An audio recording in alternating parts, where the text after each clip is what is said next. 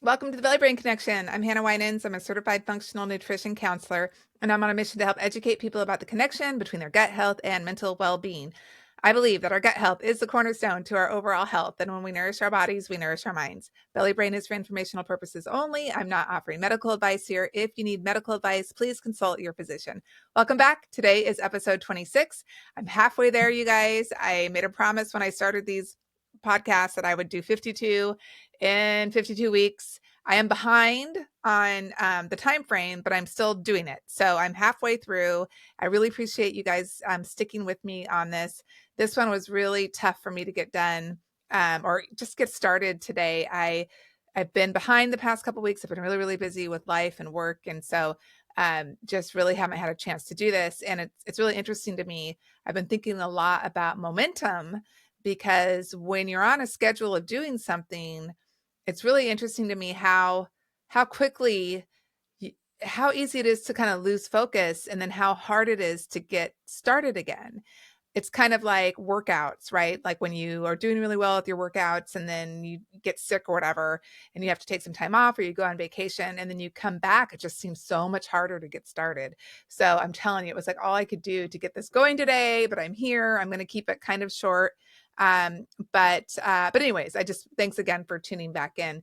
Last week or last episode, it's been a couple weeks. Last episode, we covered heartburn and some of the things that you can do to help heartburn, some of the things to avoid if you have heartburn. And of course, as with all things belly brain, we tied it back to our gut health and the understanding that when you have consistent heartburn, that definitely could be a sign that you've got some gut dysbiosis going on. Our food of the week was ginger.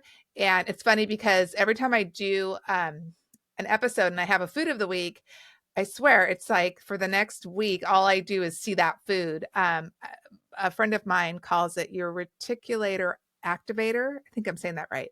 But it's when you basically focus on something, like for instance, say you decide you're going to buy a yellow car, right? And then all you see down the road all of a sudden are yellow cars driving everywhere. So anyways, I was coming across all things ginger for the past couple of weeks. But for today, we're going to talk about hydration and some of the foods that can help with hydration, why you want to stay hydrated, how dehydration can kind of affect you. And we'll just cover that. And I've got a really good podcast that I listen to by Dr. Andrew Huberman. So that's where I've got some of this information that I'm bringing to you today. And I'll post that in the Belly Brain website. You can always go to the new this week tab at bellybrain.com, and that will basically have what I'm covering for that week. So let's talk about hydration and dehydration.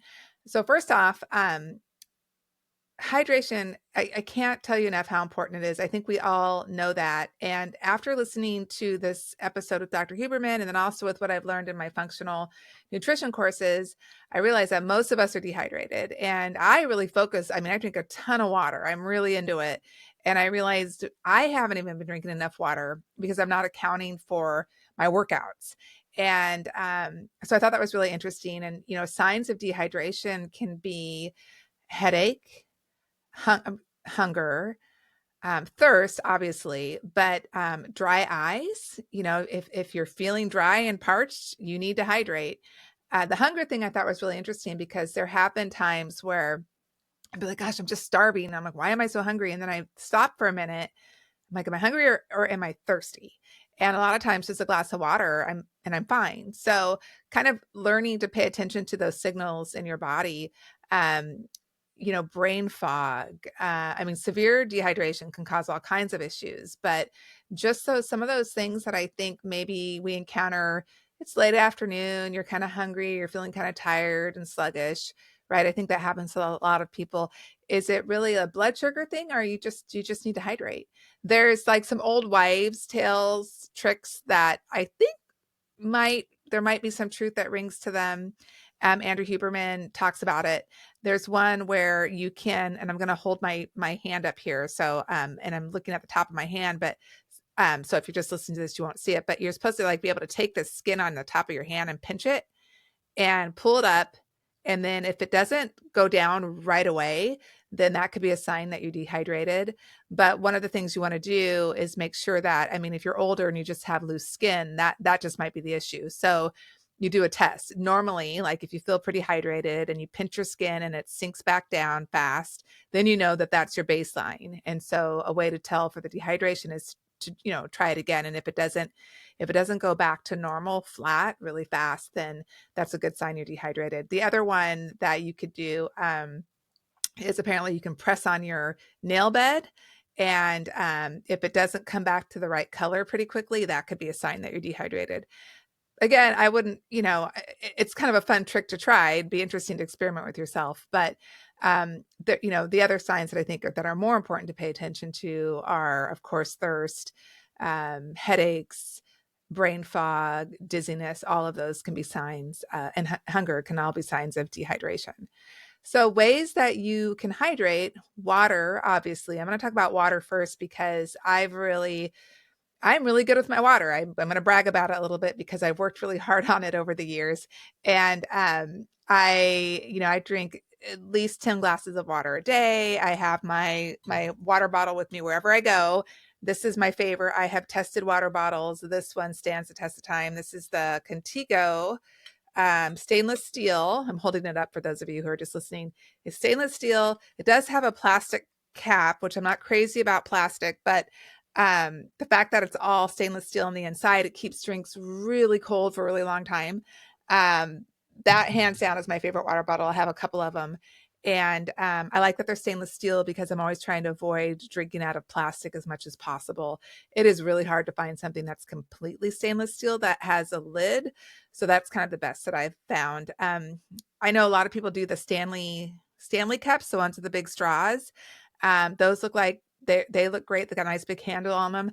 Personally, for me, I don't know if I would want to be drinking out of the plastic straw all the time, but that's just me. So that's why I kind of stick with the Contigo.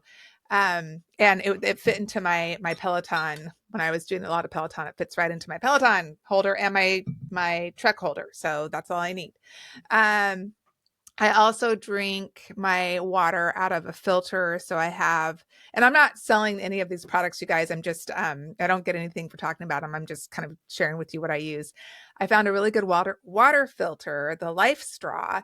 And I really like that because uh, it's a pitcher, it's a glass pitcher, and I can just set it on my counter. And it takes a long time for it to filter, but to me, that means it's doing a really good job. And now I've gotten so spoiled with filter water, like I kind of can't have anything else. It's really funny. So, I've become a little bit of a water snob, but what's interesting is when you are not drinking a lot of other beverages. I drink coffee, I drink tea, and I drink water, and I drink seltzer, like unsweetened seltzer. Those are kind of the things that I drink. So once you're not really drinking a lot of other stuff, you really can taste water. And it's pretty funny when I come across really like quality water, I notice it. And my husband kind of laughs at me because I'm like, oh, this is really good water, which sounds so ridiculous, but it's true. And, for me now, like I'm so used to drinking it that I get kind of weird if I don't have it with me at all times. And, so for me, I just make sure it's filtered as much as possible. I'm trying to avoid water with fluoride. I'm not going to cover the fluoride thing because I know that's a hot topic and people have different schools of thought with it.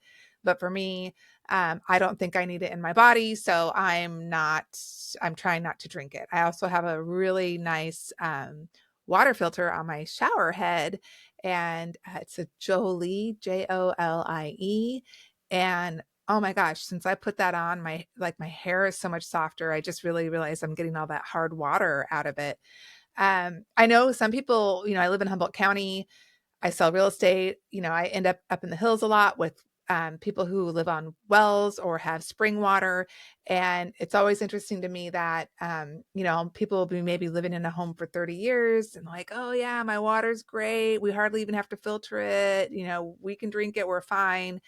And then they have a guest come over to their house and they drink it and have like diarrhea for 3 weeks. So, and I think that is from what I'm learning that water really does affect our gut microbiome, of course, because there's bacteria in water.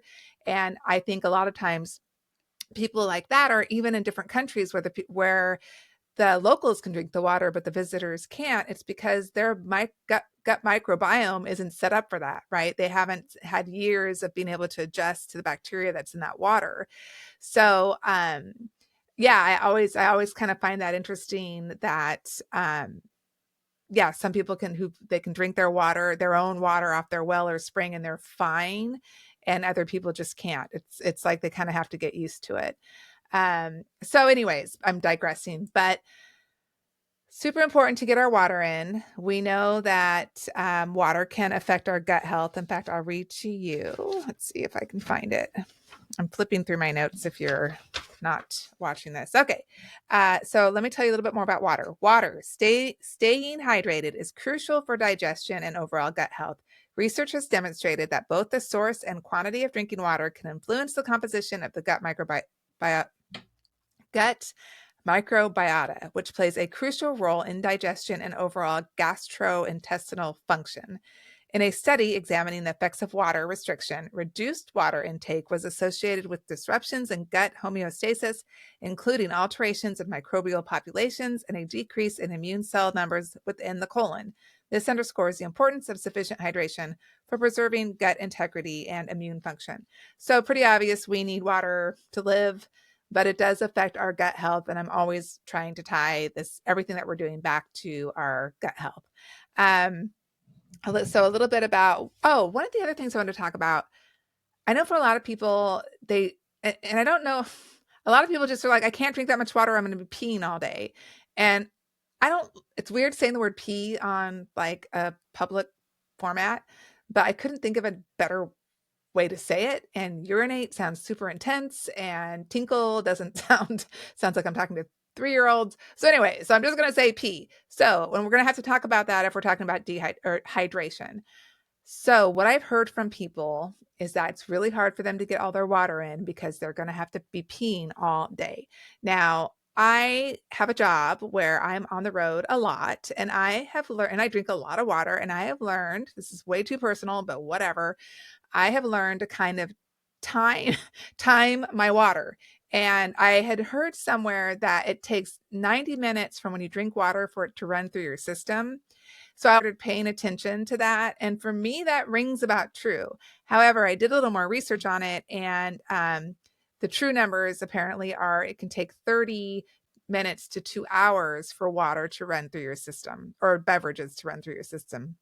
So what I would suggest, if you are somebody who is wanting to drink more water, but you're kind of worried about running to the bathroom all the time, start timing it, start paying attention to it, and then you can kind of control your schedule a little bit, and then it doesn't become such a big deal. And also, I feel like the more water you drink, it seems to me like you build your system up a little bit. So you're not running around searching for bathrooms all the time. I don't know if it's like a muscle memory thing. I'm not sure, but I feel like you can kind of train yourself to drink more water and just kind of take it slow and really pay attention to how your body reacts. Unless you're on a road trip, because for whatever reason, the minute I get in the car, we have to find a rest area.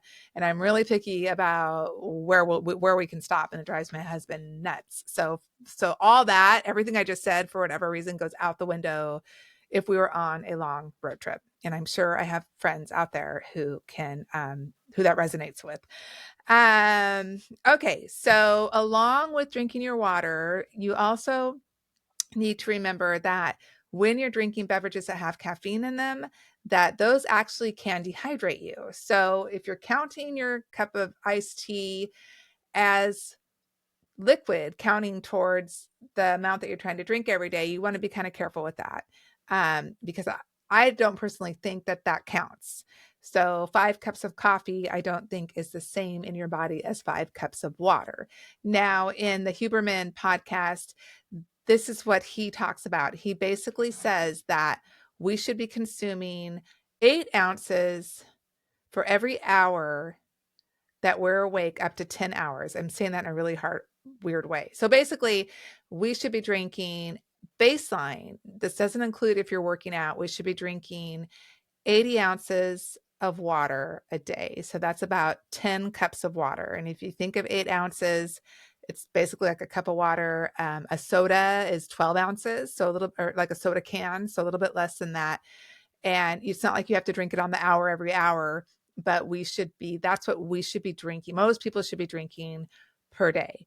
Now, if you're exercising, you have to add to that. So, and the formula for that is you take your weight, you divide that by 30, whatever that number is, those are the ounces, extra ounces that you need to be drinking for every 15 minutes that you're working out.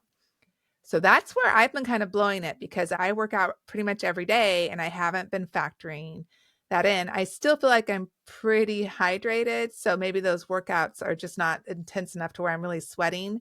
And this also doesn't account for people who live in really, really hot weather that aren't acclimated to it yet. All of this is just kind of baseline, but that's a lot. So if you think about those numbers, my guess is most people, if you're not very conscious of drinking your water like I am trying to be, you're probably barely getting half of that. And that can definitely cause some problems and might be the reason why you're feeling, dehydrated, sluggish, you're getting headaches. It slows down your digestion if you're not properly hydrated. So something to really look at, and, you don't necessarily want to start all at once trying to incorporate all this water and into your lifestyle, but you can train yourself to kind of build up to that and pay attention to it. A lot of times, I think for me, I've realized, really once you have this information and you really start paying attention to it, I've realized a lot of times when I thought I was hungry, I wasn't hungry, I was thirsty. So I always go to that first. I'm like, wait, am I hydrated? Maybe I'm not hungry. Maybe I'm just thirsty. And a lot of times a glass of water or like a seltzer, or, I stay away from a lot of fruit juices. I will do seltzer with little fruit juice in it, but a little hydration can go a long way. Now, for some people, it just really, really is difficult for them to get water in, especially the elderly. It's really hard because there's incontinence issues. So that makes them really nervous about drinking water. But you can get water in foods. And I think we kind of know, like, oh, watermelon's probably a really good food that helps with hydration. And it is. But I'm going to read off some foods that some of these I didn't know. So, and if I don't know them, I figure, well, maybe you don't either. Okay, so the number out of this list, I think I have 10 foods. Number 1 on the list is the cucumber. So 96% water.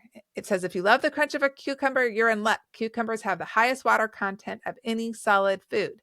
So cucumber water, great. That's pretty obvious. But cucumbers in a salad, wonderful. I don't know about pickles. We know those are pickled cucumbers. I don't know if that somehow changes the water in the pickle. I'm not sure about pickles, but cucumbers, great to chop them up.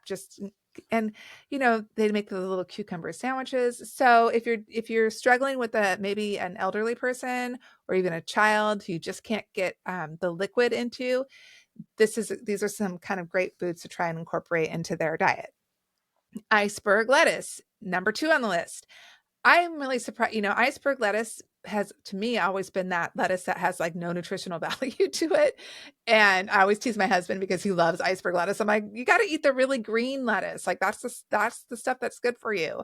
But it's great, as a crunch lettuce to put in salads and on sandwiches. But it says here, darker greens do provide more fiber, folate, and vitamin K. But when it comes to staying hydrated, crispy iceberg has the goods. So 96% on that one. Romaine lettuce. So now romaine lettuce has been one of my top lettuces that I've liked because I know that they've got a lot of vitamin C, folate, and vitamin A, but they also have a lot of water in them, 95%. Okay, let's see what else we got. Tomatoes are 94%. Which tomatoes, some of us may know this, are actually a fruit, not a vegetable, but they are the fruit with the highest water content. And they also have lycopene, which we all know is great. It helps prevent cell damage. Zucchini and summer squash, I wouldn't have guessed that these would be on the list, but 94%. It says here, when you eat summer squash cooked or raw, it provides the same amount of water. Says, so don't be afraid to throw some zucchini on the grill next to your turkey or burger. I do love grilled zucchini.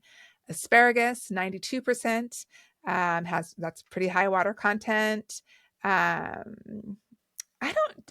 It says here you could cook it or eat it raw. I don't know if I've ever had raw asparagus. If anybody out there eats raw asparagus, I'd like to hear about how they eat it. Do they just chop it up, put it in a salad?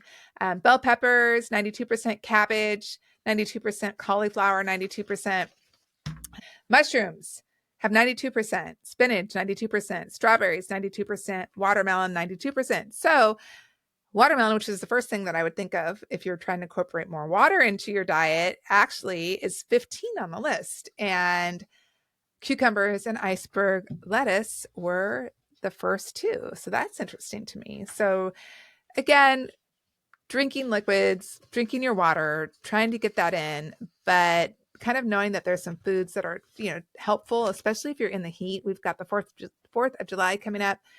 And I know a lot of people are in really hot places. And of course, it's obvious we love these refreshing kind of cucumber type things, watermelon. And trying to think of what else is really popular over the holidays or over the 4th of July holiday. I think of like coleslaws. So it seems like instinctively we're going to these kinds of food. But, like I said, especially if you are trying to get hydration into kids or elderly people, sneaking them into the foods might be another way to do that. Let's see. I wanted to talk about a little bit more about cucumbers because I decided that they are the food of the week. And I will read to you some of the health benefits of cucumbers. Okay. They have a high water content, which we just talked about. They are low calorie. And because they have high water and fiber content, they help to create feelings of fullness. I know for some people, though, that cucumbers can cause gas and bloating. So if you're one of those people, you're probably not going to want to eat a ton of cucumbers. And I've heard that like the English cucumbers, those kind of longer, skinny ones that you get, that those don't cause as much gas and bloating is what I've heard. It's interesting to me with cucumbers that, of course, I'm sure you put them on your eyes, for a facial mask and how cooling they are. And I think that they can also really help with inflammation. They have anti-inflammatory properties in them. They are rich in silica, which has been found to promote hair growth and strengthen hair follicles. Let's see, they can help reduce wrinkles because of the silica and because they have high antioxidant content. So I'd also love to hear if anybody has some good ideas for cucumber recipes or ways to get cucumber in. I mean, I'm just thinking of the very basic, like cucumber salad, cucumber sandwiches. But yeah, if you have any suggestions, I would like to try them out more in my diet. So I'd love to hear about it. So another really easy way to tell if you're hydrated or not is the color of your pee. If it is very dark, you are dehydrated. That's a problem. It really should be pretty colorless or close to it and clear. So if it's looking like some kind of a lager or beer, you may need to drink some more water. But I think a lot of people just get kind of used to seeing it that way and not realizing that it really needs to be a lighter color, and that's a good indicator that you're hydrated. I know for some people that if you take a lot of vitamins, that's going to kind of change the color of it. I'm sorry, it sounds really gross to talk about, but whatever. We're talking about health, right? So, and it's all part of it. I still haven't gotten the nerve up to do the poop episode. That's coming back. I'm like really grossed out to do. I'm not grossed out. I just don't know how to do it without grossing everybody else out. So, but it's coming. I just have to figure out how to do it. I hope you found this helpful. I hope you'll be able to start incorporating more water into your diet, and at the very least, more healthy liquids if you can't just do the water thing. And this summer, focus on these foods that we just talked about. Those are really good ways to get that hydration in. Next week, I'd heard a study about, I'm going to save that. I'm going to do more research before I even bring the topic up. So what we'll talk about next week is I want to talk about the things that we're putting on our skin and how those can affect our gut health. So we talked about how our gut health can affect our skin, but I want to reverse it. And I've found a couple studies that are talking about a lot of the products, a lot of the things that we're using, how they can disrupt our gut microbiome. So I want to bring those to you next episode. Okay, thank you so much for tuning in. Go to bellybrain.com if you want to check out the link for the Andrew Huberman podcast I was telling you about. It'll be linked on the new this week page at bellybrain.com. And I hope this helps. Have a great week. I'll see you guys next time. Thank you. Bye.